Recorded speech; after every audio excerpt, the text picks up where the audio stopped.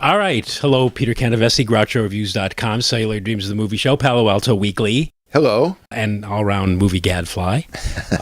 And I'm Tim Sika, host and producer of Celluloid Dreams, and we are here again today, Peter and I, to talk about the latest batch of Twilight Time Blu-ray DVD releases. And wasn't that a great fanfare to start off this, our second in a series, ongoing series of salutes to Twilight Time DVDs. You're looking at me like... Blu-rays, yes. Blu-rays, yeah. They're all Blu-rays, actually, yes.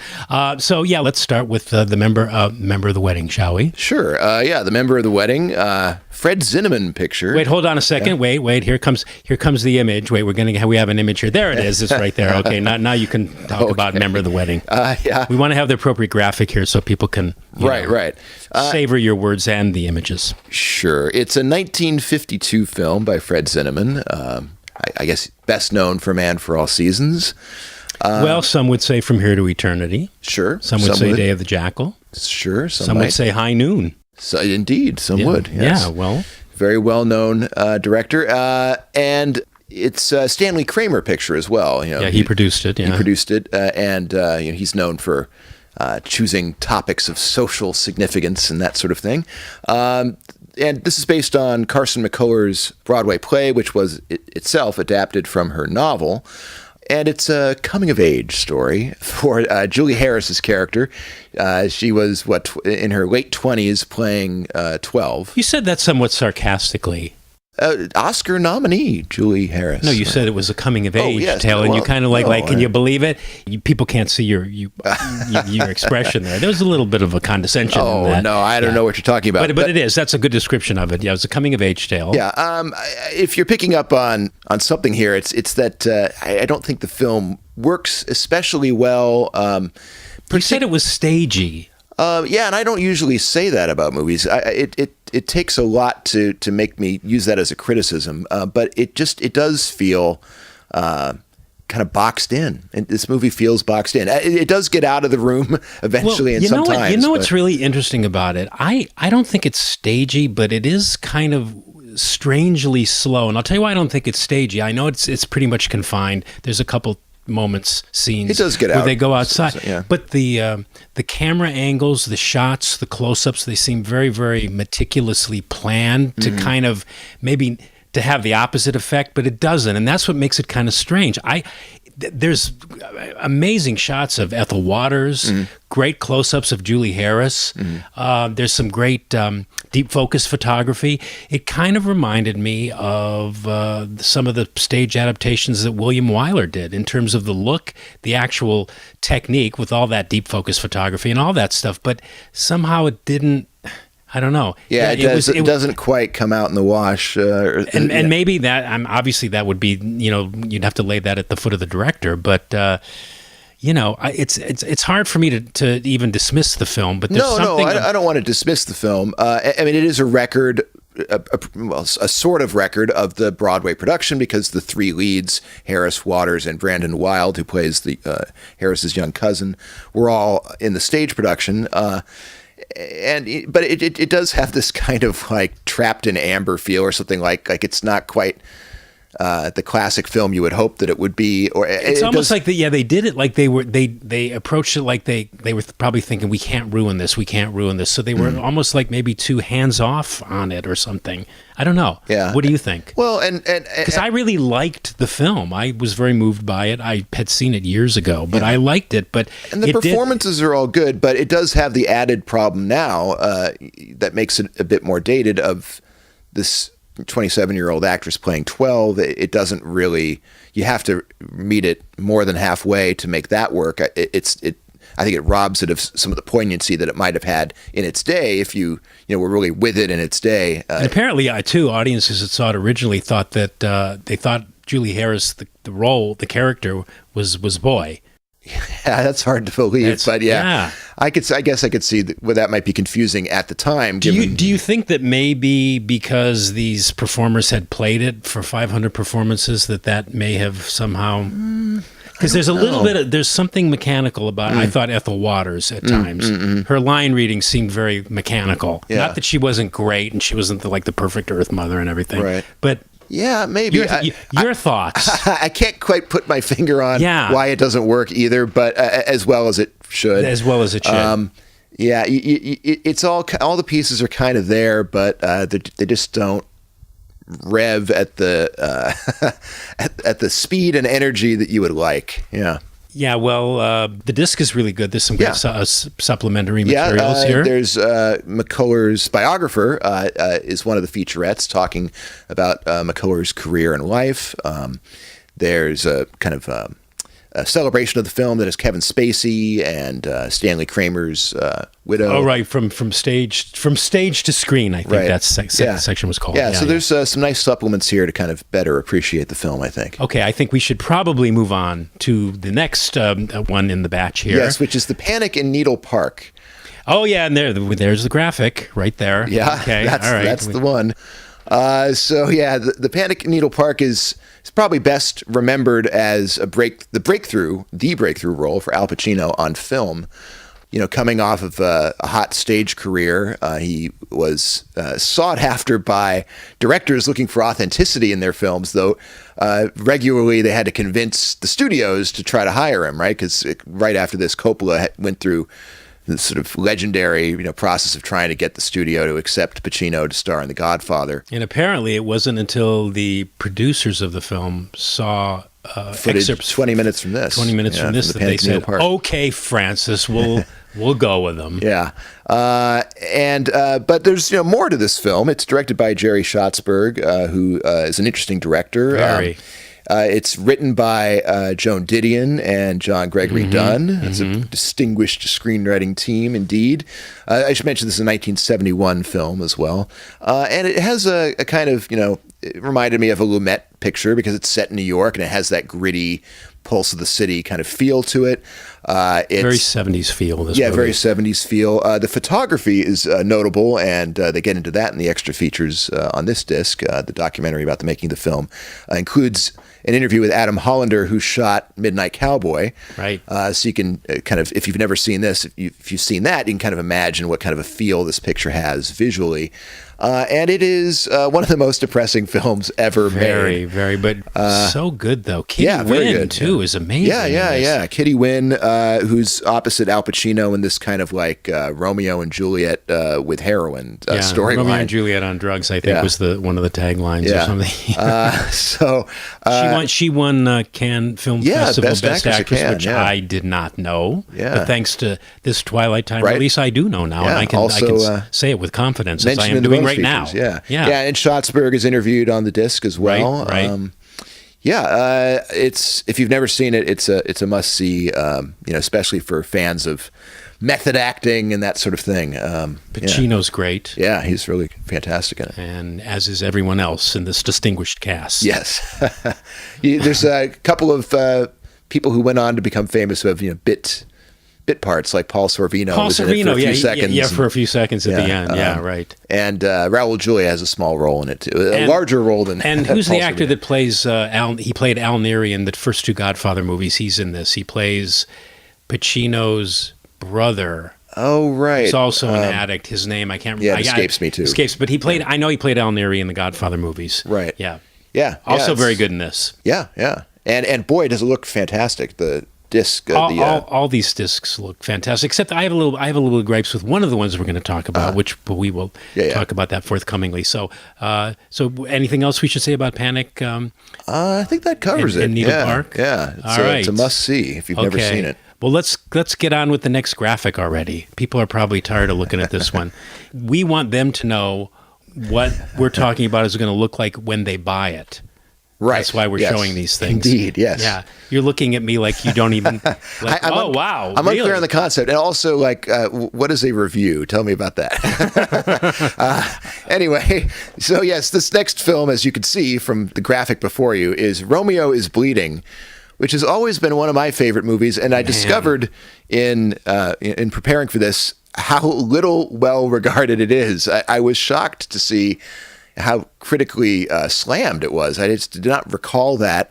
I saw this film, when I was in college, and maybe that's why I like it still. But I have to say, watching it again, I liked it even more, I think, than I liked it then.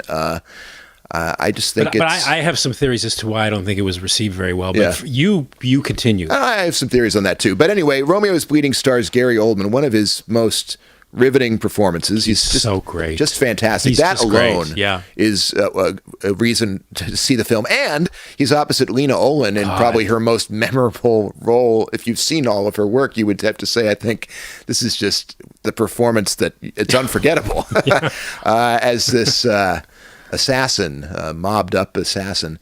And Gary Oldman plays this corrupt cop, right? And yeah, it's a gonzo movie. Not as gonzo as a Nicholas Roeg picture. It's a Peter Medic picture. He did The Ruling Class with Peter O'Toole.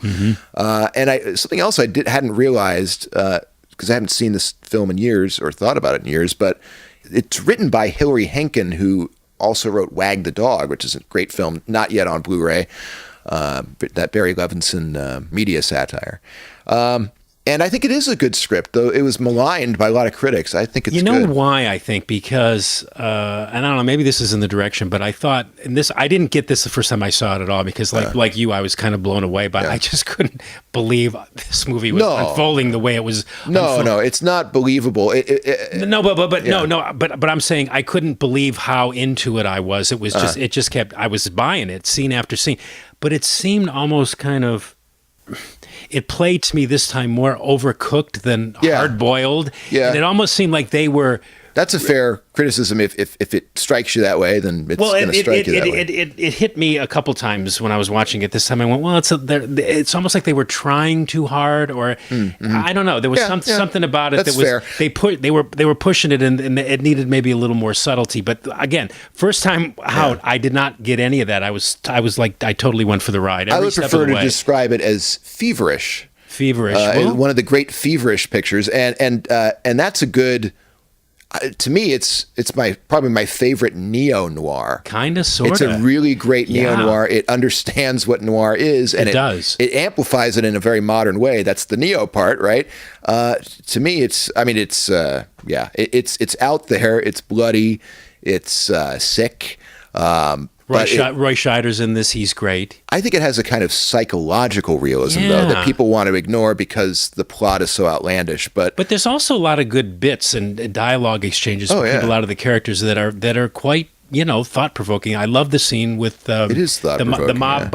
Roy Scheider plays the mob boss, and he's trying to convince Gary Oldman to do this thing that he said that he asked him to do. Yeah. And I don't want to give anything away, but he was talking about a poet and a mobster who were in jail together, and the mobster says, "What are you in for?" "I killed somebody." And then the poet, who was a pacifist, said, "Well, I'm in here for not wanting to murder anybody, not wanting to kill anybody." Just little exchanges like that throughout the whole movie that just made it like endlessly interesting. And even though it's not maybe immediately obvious because of all the trappings of the movie, but it's very relatable in the sense that it's about moral and ethical failings and the ways people will justify those moral and ethical failings. Almost in every instance. Pretty much. And for a lot of the characters. And it just keeps doubling and tripling, quadrupling down on that theme in a way that's pretty powerful, I think. And I want to say, and KGO listeners, The Sound of Music is referenced in this too. That's an ongoing thing that we talk about. But it's actually referenced. It was a movie that Gary Oldman and his wife went to see, and apparently, according to her, Annabella Sciorra, she's very good too. And apparently he cried after it. Yeah. But he denied it after the fact. Yes, so... Anyway, and Juliette Lewis also. And Juliette Lewis, it's. I think it's great. Yes. People should check it out. Yes, Romeo is still bleeding, and especially so in this release, this Blu-ray release, which looks fabulous too. Yeah. You know what? What movie should we talk about? Oh, hey, there we go. How about that one that we see right now? How about Rollerball? Yeah, how about Rollerball? This is one of the relatively rare encore editions from Twilight Time. It has been released before in an edition of 3,000 discs. There's another 3,000 units now available, so if you missed out on the sold-out previous edition, this is your chance. I want them to bring out the Egyptian again. Ah, yeah. Yeah, I don't have that one. Yeah. I want that one. Yeah. You have that one. I do, yeah. Christmas is coming up. Right. I'll go Yeah, on right. eBay. Yeah. Look on eBay. Yeah, Yeah, right.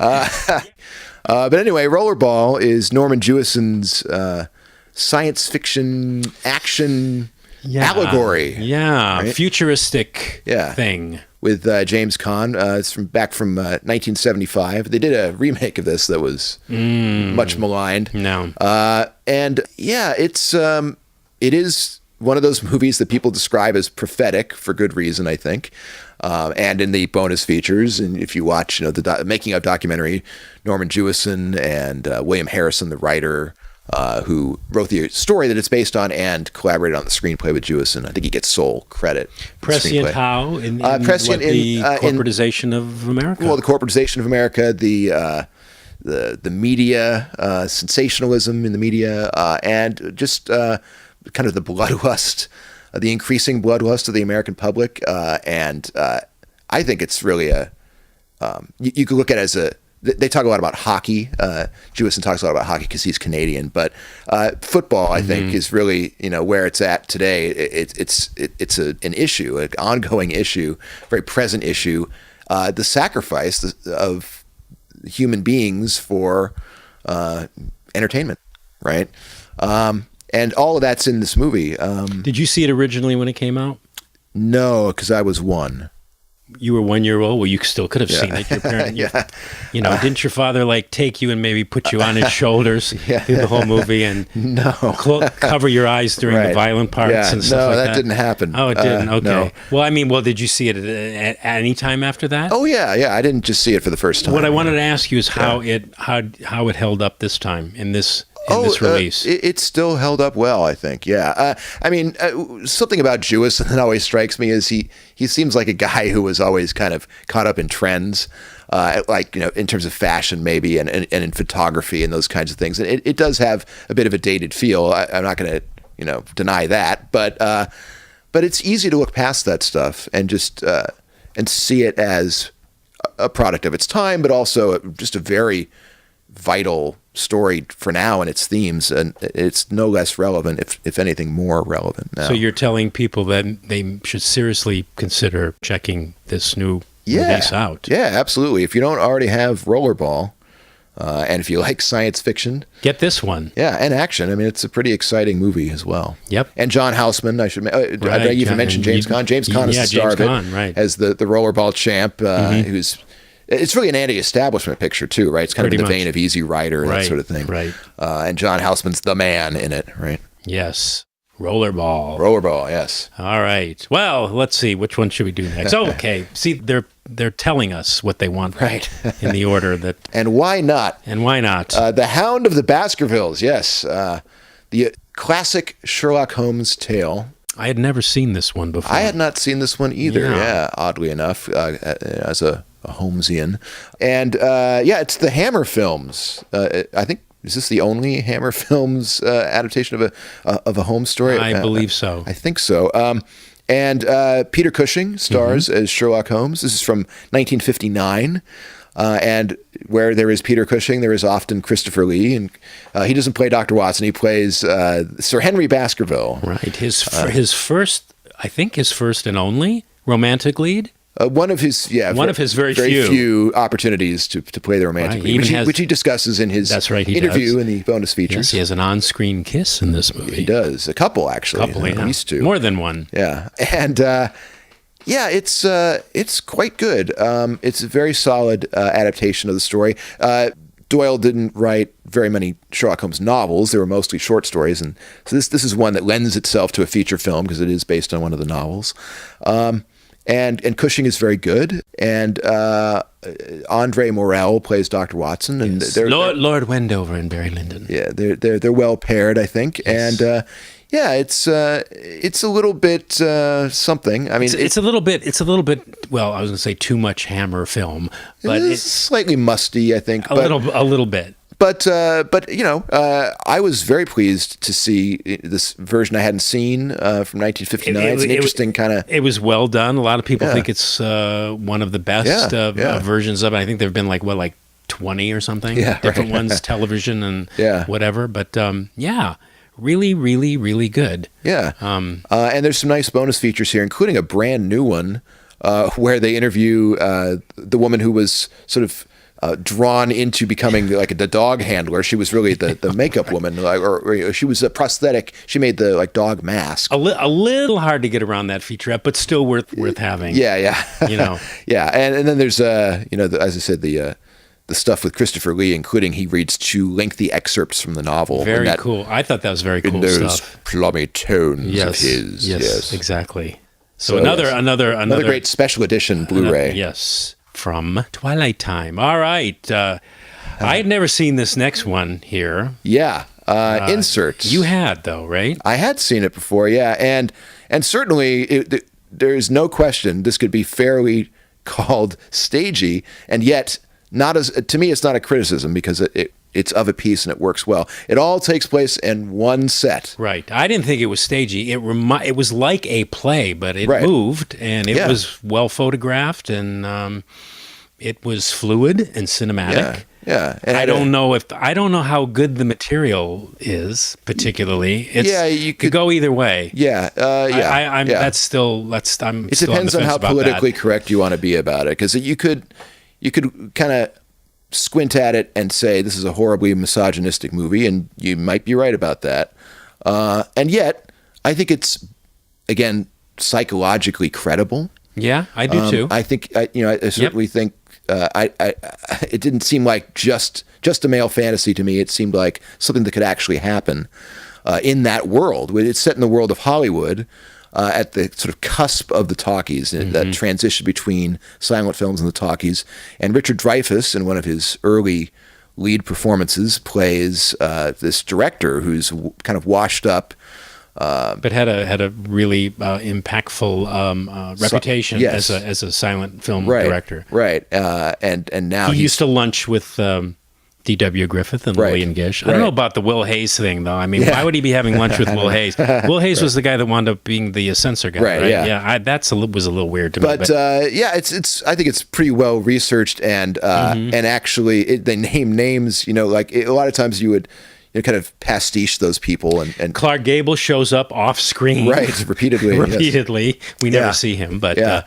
And the kid, he's referred to as the kid. Yeah, and I think the dialogue is just great in this movie. It's it really is. Good dialogue. It really, really is. Smart dialogue. And it's also very sexually graphic. Yeah. For its time. I mean, even now it's sort of like, whoa. Well, I guess it must have come out as an X probably, right, or unrated. It was rated X originally, and it sat in the can for 2 years too, apparently, and was only released because... understandably, it's not commercial. I don't even know what happened to the director after this, but apparently it was only released because of Dreyfuss's popularity in Jaws. Yeah, right. Yeah. They thought they would cash in, but I don't think they even cashed in on it. John Byram is the writer-director. Yes. Do we know what else he's done? I don't know. No. I've neglected to do my research on John Byram for today. But Jessica Harper plays opposite Dreyfuss, and Bob Hoskins has a large supporting role here as the kind of producer of Dreyfuss's current work, which is pornography. We have neglected to mention. We have not, so it's a very adult-minded picture. He makes all these movies in his kind of rambling mansion. Yeah, and he's deeply cynical and sort of... Veronica Cartwright is in this movie, Cartwright, too. Yeah. And she was really good. Yeah, she's great, too. Yeah. So what else can we say about inserts? Actually, I'm realizing like the several meanings of that title. Right, yes. But in the movie, they address those in the film. They address them all, But it makes me want to look at my copy again after having heard what you just said. And it's a kind of comedy drama, too. There are it's heartily funny, darkly funny parts to it, but it's also pretty brutal psychologically. So really, it's a very interesting movie. Yeah, I wanted to go out into the streets and dance after I saw this movie. Unique movie. You won't see any other movie like it. No, what movie is even remotely like this one? Yeah, Inserts. All right. Well, I think that just about wraps it up for this batch of Twilight Time DVDs. Do you have anything else you want to say? To your fans out there, your legions of fans. No, just go get these Blu-rays before they're gone, right? Right. I have If you mine. want them, you can't wait. I have mine, but I don't have the Egyptian. They said it came, but I never got it, so right. I don't know. I wonder if that can be redressed here, or anybody listening. Yeah, right. You know, Get this man a copy of the Egyptian Go on my Facebook stack. page. My address is there. Yeah. All right. So we will do another one of these very soon with the next release, batch release, and we got to wrap this up. How can we do this like entertainingly and artistically? Maybe there's some kind of a graphic that could. Yeah, there's the graphic right there. Okay, let's go out with that graphic. That's a great graphic. All right, Peter Canavese, GrouchoReviews.com, Tim Sika, Celluloid Dreams, and bye for now. See you next time.